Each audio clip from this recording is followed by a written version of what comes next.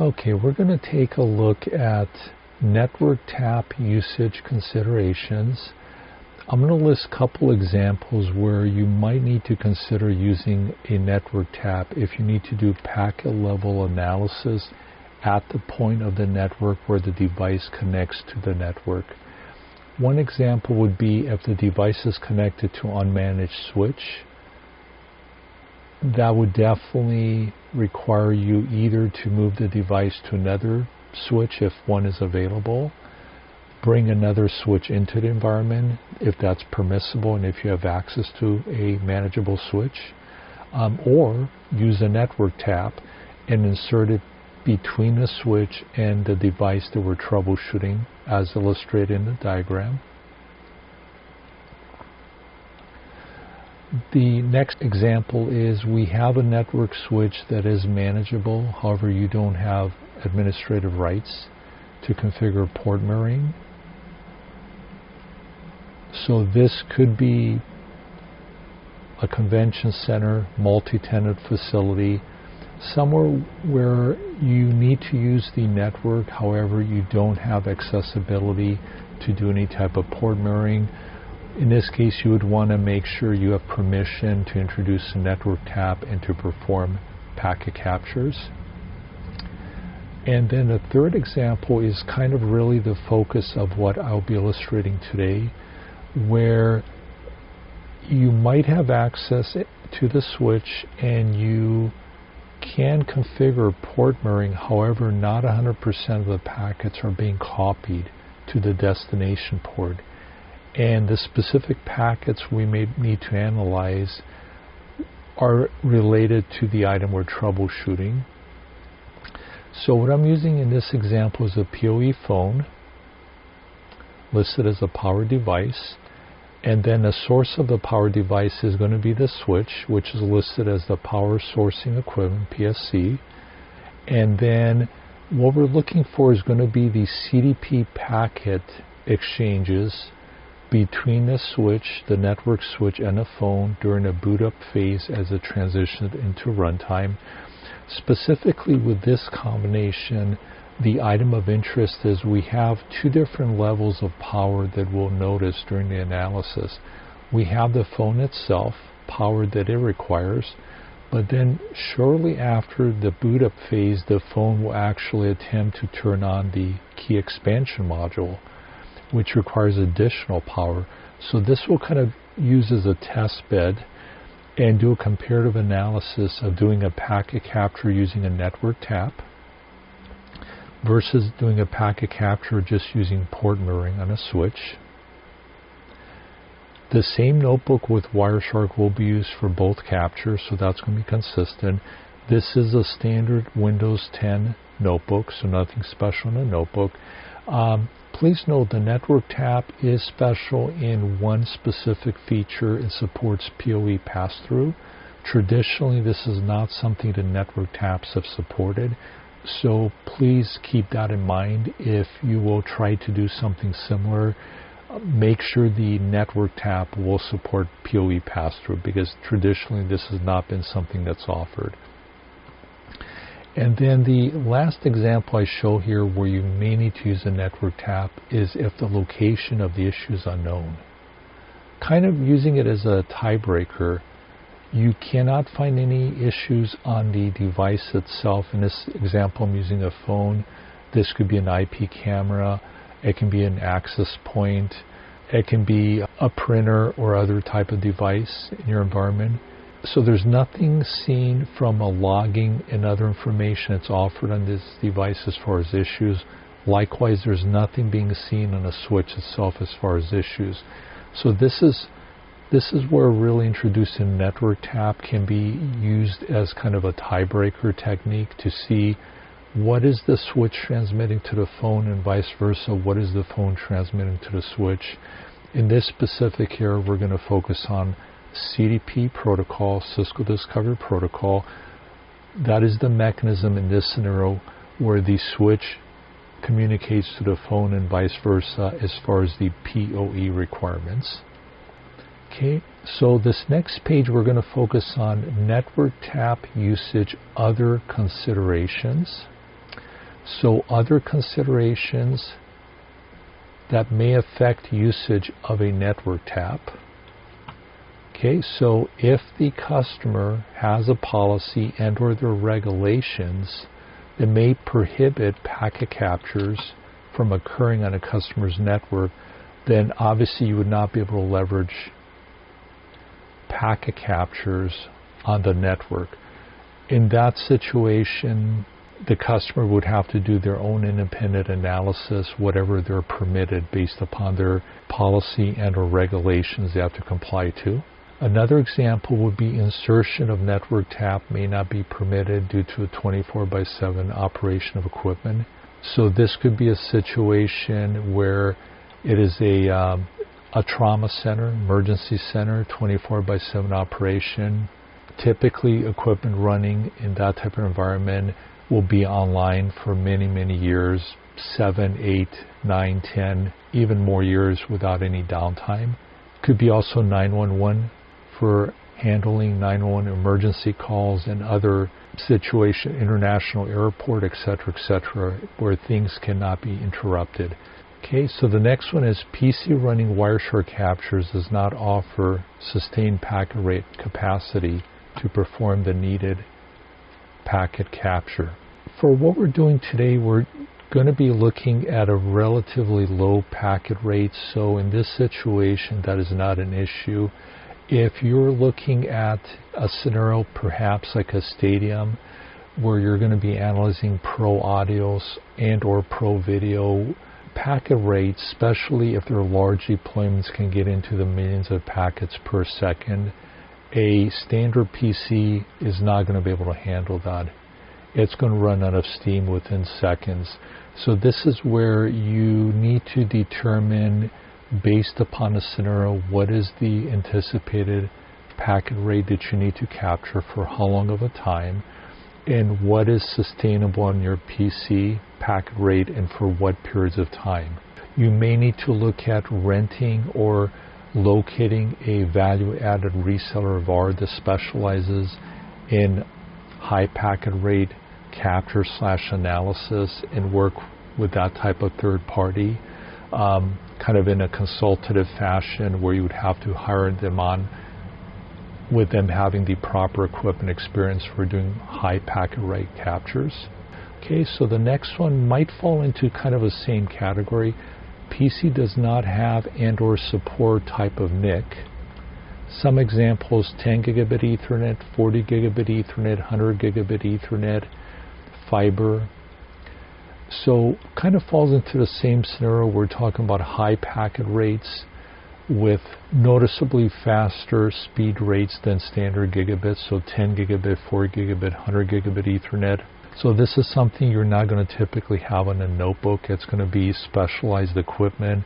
And again, you need to determine for how long of a packet capture at what rate needs to be sustained for the troubleshooting effort. Sometimes that component is a wild card, especially if the problem's intermittent in a couple different variables and you're going to be fishing to try to get a good packet capture for what you're troubleshooting.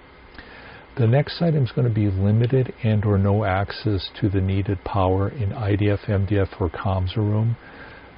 This can be a very common problem when you go into a facility. What you'll notice is typically if it's a data center facility, IDF, MDF, comms room, etc., very common, at least for North America, is 208 volts. A lot of equipment such as the network taps, notebooks, and other equipment you'll be using is not designed to run in 208 volts. Some power supplies may support that, but something you may want to check ahead of time, not to be surprised when coming on site, not being able to power the needed equipment, or the accessibility to the power is not nearby. Perhaps bring additional extension cords, etc., but you want to hash this out with the end user customer ahead of time to understand what the situation will be.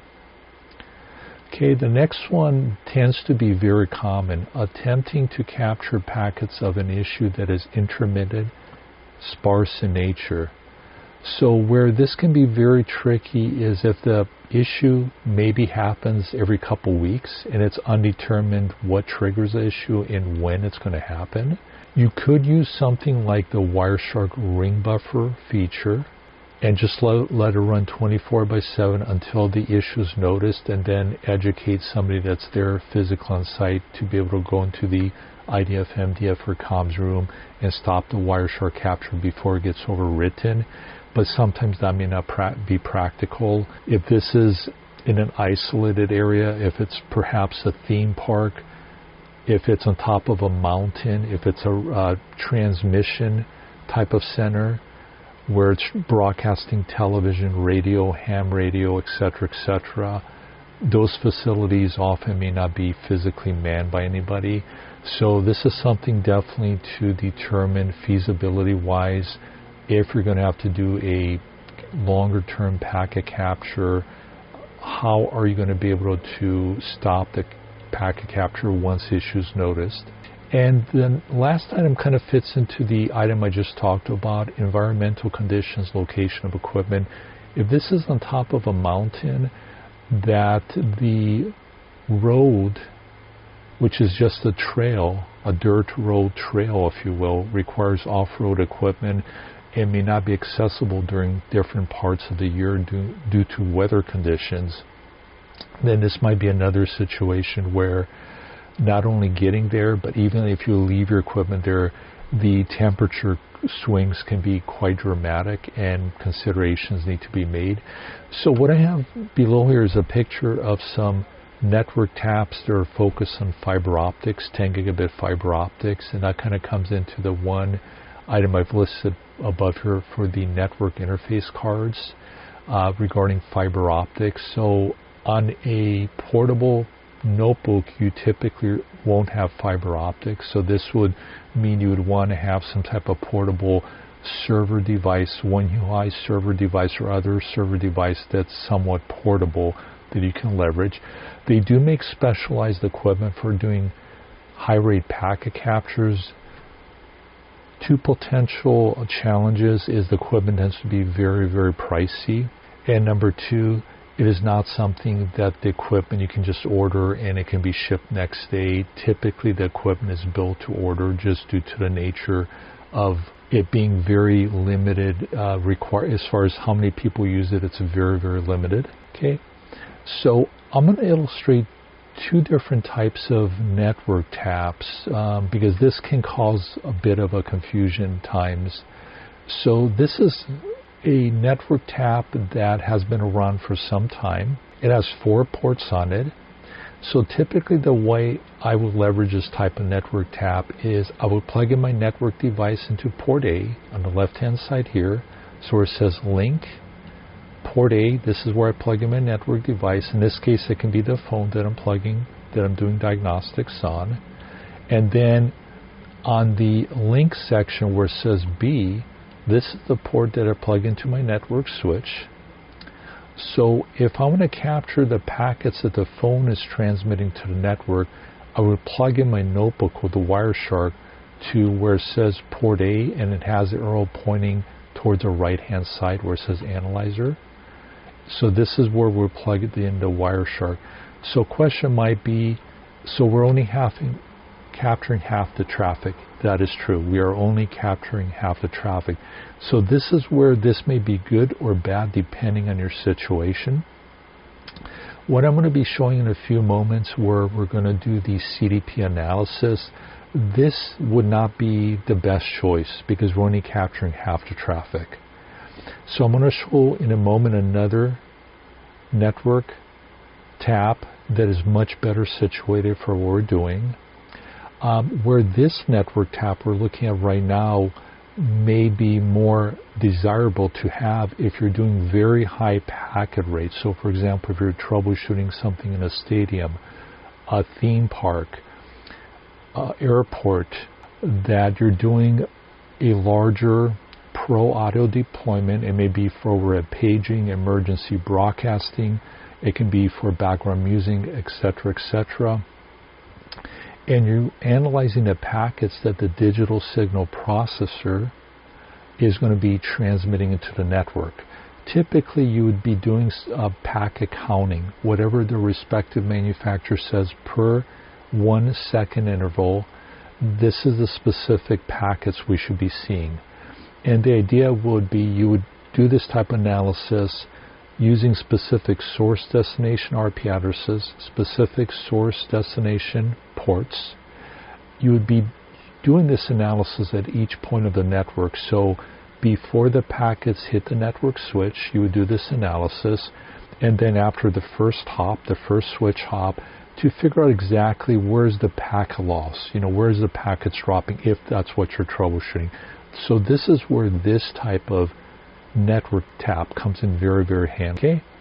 And so we're going to take a look at the network tap that I just illustrated, the 4-port version where I mentioned you can only see half the packets. So what I did here is basically I use a setup as I illustrated a moment ago here. So I have the network device as an ATA192 device, analog telephony adapter. Then, so that's going in port A. Port B is going to the network switch. And then port A here, the analyzer side here, is going to a PC with Wireshark. And I just basically made a call, and then I just kind of hung up the call. So what you're seeing here is the ATA is the 192.168.1.166, and it's sending it over to the SIP server, but we never see any packets coming back from the SIP server. It's always the ATA sending packets to the SIP server, but there's nothing coming back. And this is kind of what I mentioned a moment ago. This type of network tap is it's more optimized for certain scenarios, and that would be really high packet rates, and or if you're only looking at doing packet captures one direction. Could you concurrently have 2 Wireshark captures going on 2 separate notebooks and then synchronizing them using some type of ping or NTP packet and use that as a marker? Absolutely. Not as efficient as having this next type of Wireshark capture if you have to simultaneously capture, transmit, and receive. Okay, so one unique thing about this network tap is it supports PoE pass-through.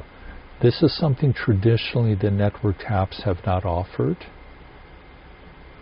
And then the other item is that you'll see on this left picture, I'm plugging my network switch into port A. I'm plugging my network device, which is a telephony device, an example I'm using here, in port B.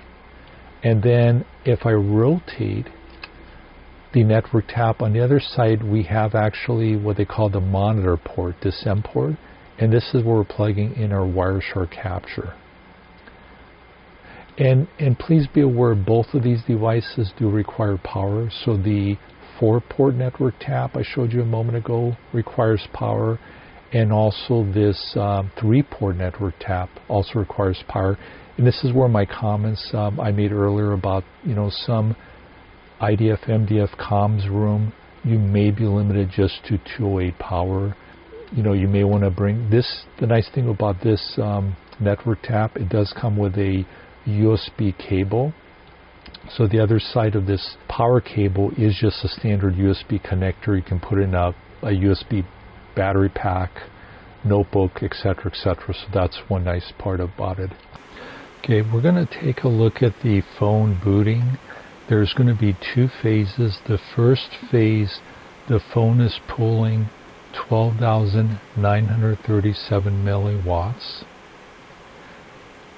Once it completes this phase, it'll go ahead and pull additional power as the CAM key expansion module turns on. We'll do a packet capture with both using port mirroring on a switch.